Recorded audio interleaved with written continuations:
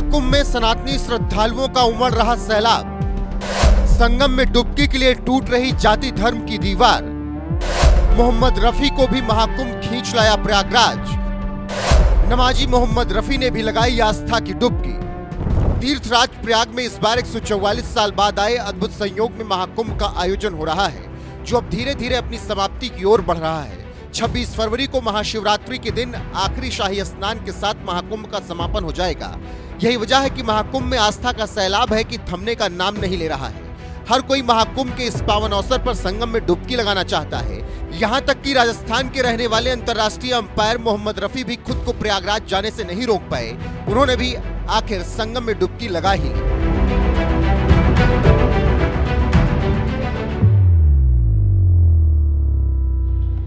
सनातन धर्म का सम्मान करने से कुछ कट्टरपंथी मुसलमानों का धर्म भले ही खतरे में आ जाए, लेकिन बात जब राजस्थान के रहने वाले अंतर्राष्ट्रीय अंपायर मोहम्मद रफी की आती है तो वो मस्जिदों में नमाज भी पढ़ते हैं, दरगाह में चादर भी चढ़ाते हैं और वक्त आने पर तीर्थराज प्रयाग जाकर संगम में डुबकी भी लगाते हैं। लेकिन इसके बावजूद उनके धर्म को इससे कोई खतरा नहीं। यकीन नहीं तो आप भी एक बार मोहम्मद रफी को सुन लीजिए। तो ये देखिए प्रयागराज महाकुंभ, गंगा जमुना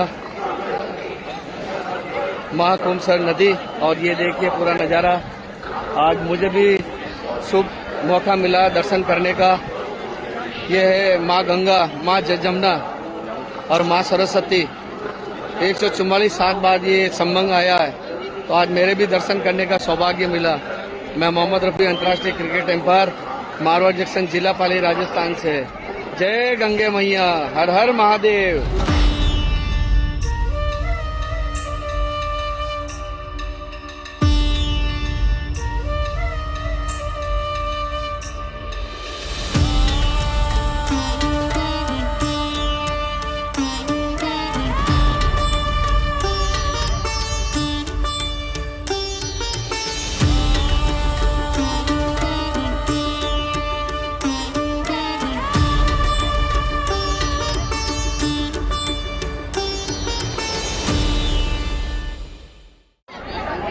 मैं बहुत बहुत धन्यवाद देना चाहता हूँ पुलिस प्रशासन, जिन्होंने मुझे इस महाकुंभ के अंदर शाही स्नान कराया और माँ गंगा जमुना सरस्वती जिनके पावन धरा, इसका मुझे शाही स्नान करने का सौभाग्य मिला।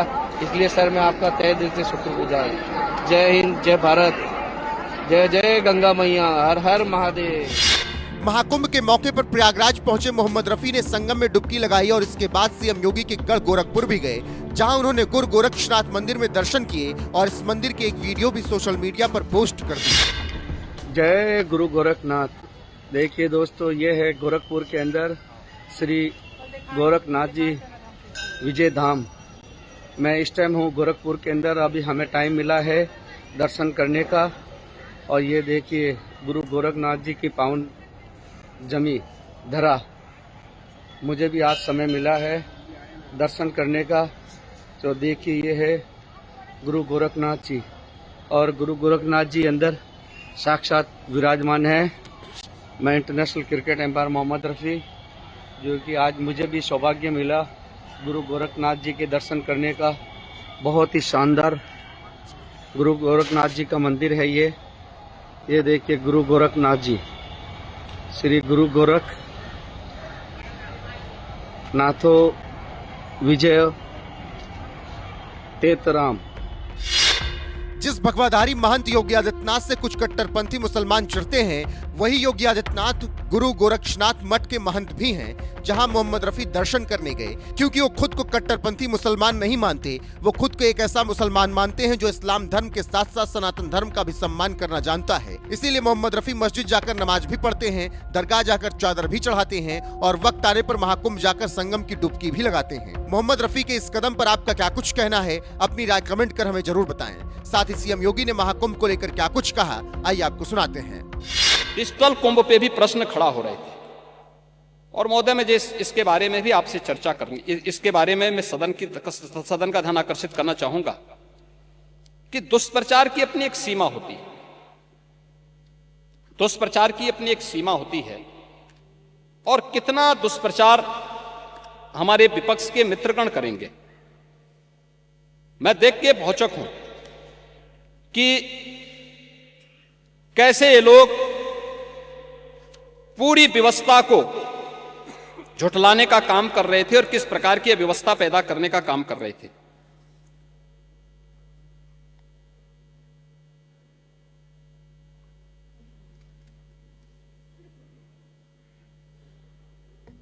इसमें खासतौर पर समाजवादी पार्टी का जो मीडिया सेल है, इसने महाकुंभ के बारे में जो दुष्प्रचार किए, इसमें इन्होंने कहा था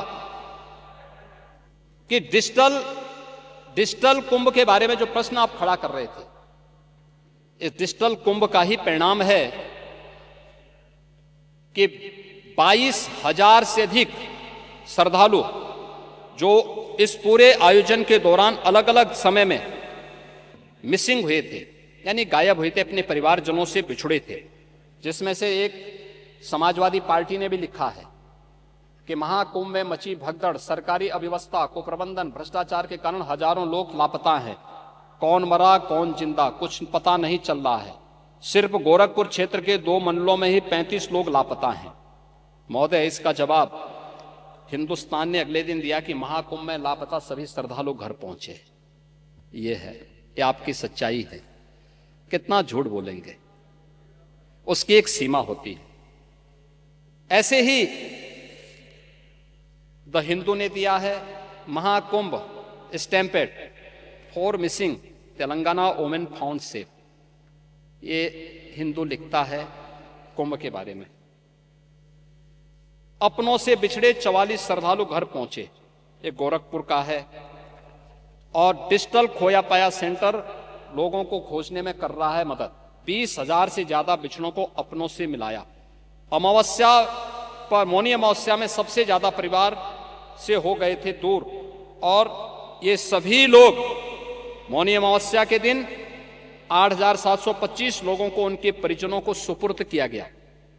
मकर संक्रांति में पौष पूर्णिमा 13 जनवरी को, मकर संक्रांति 14 को और 15 जनवरी को 598 श्रद्धालुओं को उनके परिजनों से मिलाया गया।